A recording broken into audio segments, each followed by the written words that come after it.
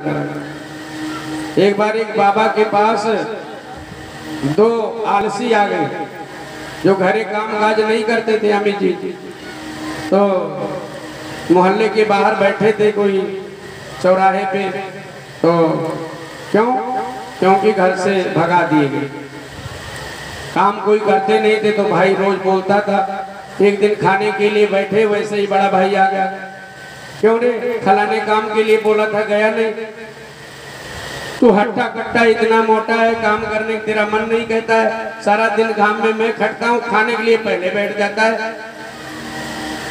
उसको भी मन में आ गया कि खाने के समय भी बोलता है, तो भाग जा घर से। तो सोचा भाग ही जाए, इतना अपमान हो रहा है मेरा घर में। तो घर छोड़ के बाहर चला गया, चौराहे पे बैठा था तो उसका साथी आया, शाम हो गया, बोला क्यों रे आज घर नहीं जाना? नहीं। क्यों? घर वाले रोज रोज बोलते हैं कोई काम नहीं करता, भाग जा घर से, भाग जा घर से। आज मैं कहा भाग ही जाए। तो दूसरा साथी बोला कि यही बात तो मेरे घर वाले भी बोलते, तो हम भी घर नहीं जाए, तो जाएंगे कहाँ? चलो कहीं मंदिर गुरुद्वारे में चलते हैं, वहाँ तो खाने को कुछ मिलेगा। और गांव के बाहर कहीं 2 गांव छोड़ के ठाकुर द्वारा था, ठाकुर द्वारा में गए, बहुत बारी बड़ी थी, दूर तक जंगल था, बीच में मंदिर था। गए तो वहाँ देखा कि जो पंडित जी सफाई कर रहे थे बहुत मोटे तगड़े, देखा तो लगा कि यहाँ खाने पीने बढ़िया है, तभी ये पंडित लोग मोटे पेट निकाल कर बैठे। तो बोला महाराज आपके मंदिर में मैं भी रह जाऊं? तो बोला कि गुरु जी से बात कर लो तो रह जाओ। तो बोले गुरु जी कहाँ? आश्रम में है।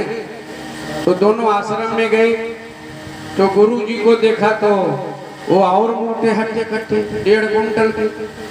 दोनों सोचे हाँ खाने को लगता है खूब इंतजाम है। बोले गुरु जी प्रणाम, गुरुदेव हम लोग भी यहाँ रह सकते हैं मंदिर में? गुरु जी ने कहा रह जाओ, तो भगवान का घर है, किसी के लिए रोक थोड़ो ना है। तो बोले महाराज यहाँ काम तो नहीं करना पड़ेगा? बोले काम नहीं, यही आरती वारती होगा तो घंटी वंटी बजा दिया करना, थोड़ा सवेरे साफ सफाई कर देना। तो दोनों आलसी बोले कि इतना तो बड़े आराम से कर लेंगे महाराज, घंटी भी बजा देंगे आरती के समय, थोड़ा सफाई भी करा लेंगे, इतने गाँव इतने खाने को बहुत, सब कुछ जो मर्जी खाओ। दोनों चेला रुक गए। अब एक दिन पूजा के चौकी पे गुरु जी बैठे पूजा करे जा रहे हैं, मंत्र बोले जा रहे हैं, बहुत 11 बज गए। 11 बज गए और उन दोनों भूखे प्यासे बैठे, एक चेला इधर बैठा, एक चेला इधर बैठा कि पूजा बंद हो तो कुछ मिले खाने को। तो 11 बजे तो घंटी बजी, तो दोनों बड़े परेशान हैं, अब कुछ खाने को मिलेगा? तो बोले गुरुदेव अब कुछ खाने को मिलेगा? बोले ये तो आरती वाली घंटी है, अभी भोग वाली घंटी बजेगी तब मिलेगी। कुछ देर और बीता तो जब भोग का समय आया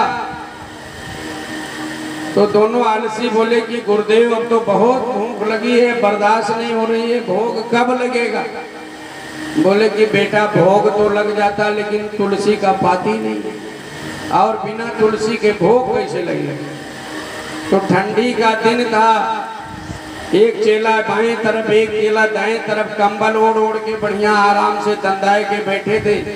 अब सोचे तुलसी का पाती अभी गुरुदेव कहेंगे लाने के लिए, तो ठंड में कैसे उठ के जाएंगे? तो जो दाहिने तरफ चेला बैठा था वो बोला कि गुरुजी हम तो जानते नहीं कि तुलसी का पाती होता कैसे। तो बाएं ओर वाला चेला सोचा कि ये तो बोल दिया कि मैं जानता नहीं, अब गुरुदेव हम ही को भेजेंगे, इसलिए जोर से डांटा, तेरे तुलसी का पाती नहीं पता? केरा के पाती जितना बड़ा बड़ा तो होता है। गुरुदेव सोचे कि ये चेला नहीं, दोनों गुरु ही मिलेंगे। तो गुरुदेव ने कहा ना तुलसी का पाती तुम्हें पता, ना तुलसी का पाती इन्हें पता, हमें तुलसी का पाती पता है तो हम पूजा से उठ नहीं सकते। आप ऐसा करो कि एक जने चौकी इधर पकड़ो, एक जने इधर, हम ही को ले चलो टूल के बगीचे से ले। अब 1.5 कुंटल के गुरुजी और कुंटल भर की आम वाली चौकी। अब जो कांधे पे दोनों लादे तो कांध कटा जा रहा। अब जो पेट में तो भूख लगा, तुलसी का पाती नहीं आए तो भोग ना लगे। अब मरता क्या ना करता, दोनों लाद के बगीचे तक ले गए। गुरुदेव जी ने तुलसी का पाती तोड़ा, बोला कि बेटा तुलसी का पाती देख ले, ऐसे होता है, भुलाएगा तो नहीं। बोले गुरुदेव अब तो जिंदगी में हम नहीं भूलेंगे। बोलो शंकर भगवान। तो ऐसे आलस ना करो कि जय बोलना हो तो भी मुंह से जय ना बोले, संकीर्तन ना बोले, तो फिर जो तुलसी का पाती तोड़ने जाना पड़ेगा। तो बोलो शंकर भगवान। बोलो वृंदावन बिहारी लाल की।